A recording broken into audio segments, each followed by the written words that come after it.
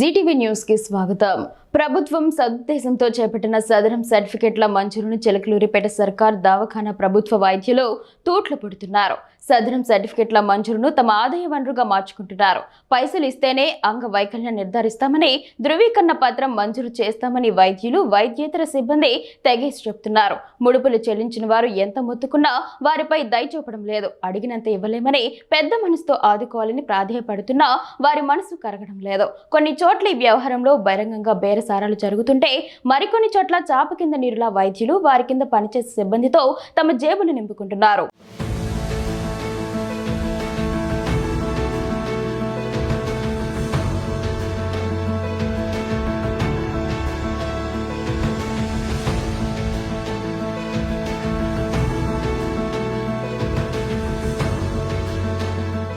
ఉమ్మడి కృష్ణా, గుంటూరు జిల్లాలోని పలు ఆసుపత్రుల్లో నెలలు గడుస్తున్నా తమకు సదరం సర్టిఫికెట్లు మంజూరు కావడం లేదు. ఇలాంటి ఆసుపత్రుల్లో చిలకలూరిపేట ప్రభుత్వ ఆసుపత్రి మొదటి స్థానంలో నిలిచింది. పల్నాడు జిల్లాలోని పలు గ్రామాల దివ్యాంగులను చిలకలూరిపేట ప్రభుత్వ ఆసుపత్రికి కేటాయించారు. ఇక అక్కడి డాక్టర్లు, సూపరింటెండెంట్ బేరాలకు దిగుతున్నారు. ఒక్కో సర్టిఫికేట్ జారీ చేయాలంటే 30,000 డిమాండ్ చేస్తున్నారు. లంచం ఇవ్వలేని దివ్యాంగులకు సర్టిఫికేట్లు మంజూరు చేయకపోగా ఎలాంటి సమాచారం ఇవ్వడం లేదు. దీంతో మరోసారి ప్రయత్నం చేసుకోవాలన్నా దివ్యాంగులకు కుదరడం లేదు. వారంలో గ్రామ సచివాలయానికి రిపోర్ట్ పంపిస్తామని చెబుతున్న డాక్టర్లు 2 నెలలు గడిచినా ఇంతవరకు ఎలాంటి సమాచారం ఇవ్వలేదని దివ్యాంగులు వాపోతున్నారు. నా పేరు రమాదేవి అండి. మాది తొండపి. మా వారికి పింఛన్ అప్లై చేశామండి. ఒకసారి సీరాలు వేశారు. అక్కడ ఏం లేదని డాక్టర్లు నిర్ణయించారండి.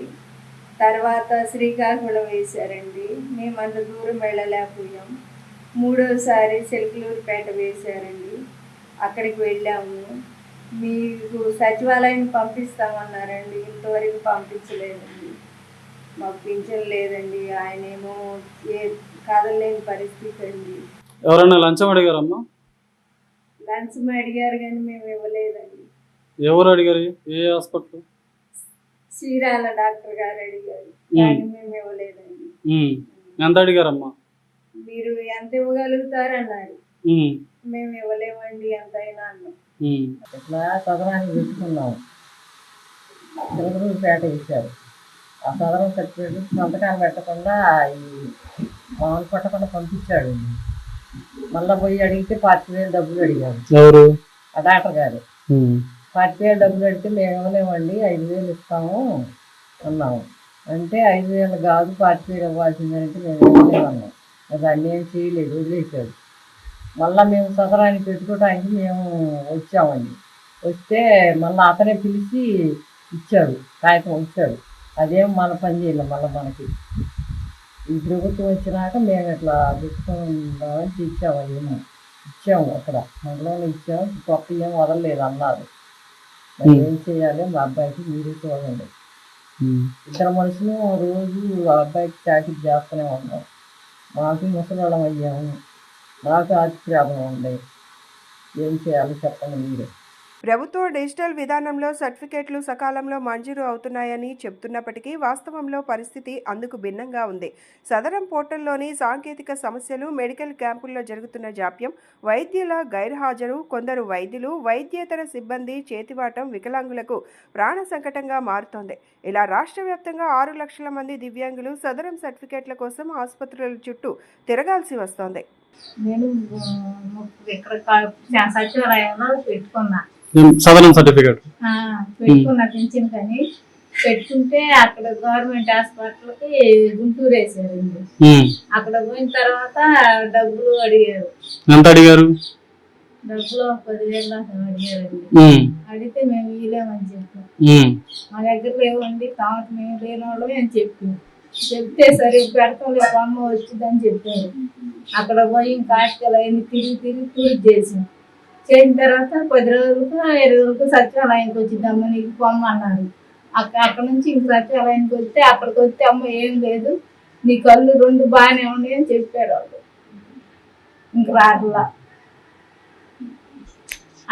అట్టేసి పంపించారంట అక్కడికి సచివాలయానికి. తర్వాత డబ్బులు అంటే ఇంకా మళ్ళీ ఒకసారి మళ్ళీ పేట కూడా వేసారండి. పేటకి వేసినా కానీ పేటలో కూడా అంతే జరిగింది. అక్కడ డబ్బులు అడిగారా? అక్కడ 2 సార్లు అంతే అడిగారు. ఎంత అడిగారమ్మా? అక్కడ 15,000 అడిగారు. ఉమ్. ఇంక 2 సార్లు అంతే అడుగుతున్నారు. ఇంకెందుకులే అని ఇంక వదిలేసి. గత ప్రభుత్వ హయాంలో వేలాది మంది అనర్హులకు కూడా సదరం సర్టిఫికేట్లు మంజూరైన దాఖలాలు ఉన్నాయి. కేవలం ప్రభుత్వ పథకాల కోసమే అనర్హులు తమకు లేని వైకల్యాన్ని ఉన్నట్టుగా చూపిస్తూ డబ్బులు ముట్టజెప్పి దొంగ సర్టిఫికేట్లు పొందుతున్నారు. తమ వద్దకు వచ్చే వారికి ఎలాంటి వైకల్యం లేదని తెలిసినా ఉన్నట్టు నిర్ధారిస్తూ ఇంత శాతానికి ఇంత రేటు అని ఖరీదు కట్టి మరీ కొందరు వైద్యులు సదరం ధృవీకరణ పత్రాలు అందజేస్తున్నారు. ఈ క్రమంలో అసలు దివ్యాంగులకు న్యాయం చేయడం లేదు. వైకల్యం తగ్గించి రాయడంతో వారు ప్రభుత్వ పథకాలకు దూరం అవుతున్నారు. కూలి పనులు చేసుకోలేక ప్రభుత్వ సాయం అందక వేలాది మంది నరకయాతన అనుభవిస్తున్నారు.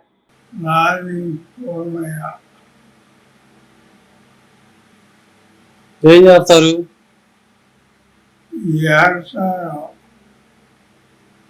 ఎన్నాళ్ళ నుంచి?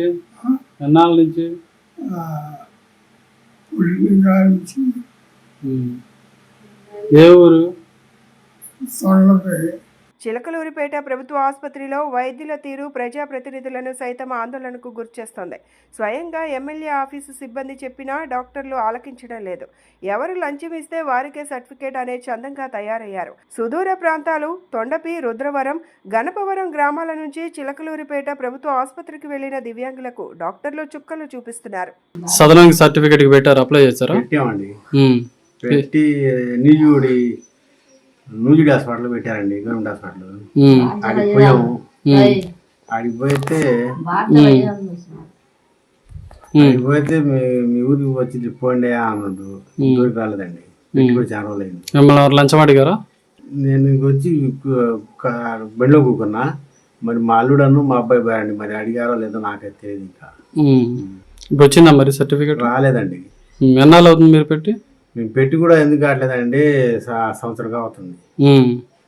8 నెలలు 9 నెలలు కావుతుందండి.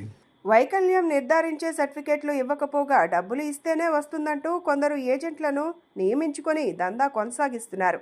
డాక్టర్ల అవినీతి గురించి ఏసీబీకి ఫిర్యాదు చేసినా ప్రయోజనం దక్కడం లేదు. మీకు దిక్కున్న చోట చెప్పుకోండంటూ దివ్యాంగులను కించపరుస్తున్నారు. కూటమి నేతలు కూడా చేతులెత్తేయడంతో దివ్యాంగులు తీవ్ర ఇబ్బందులు ఎదుర్కొంటున్నారు.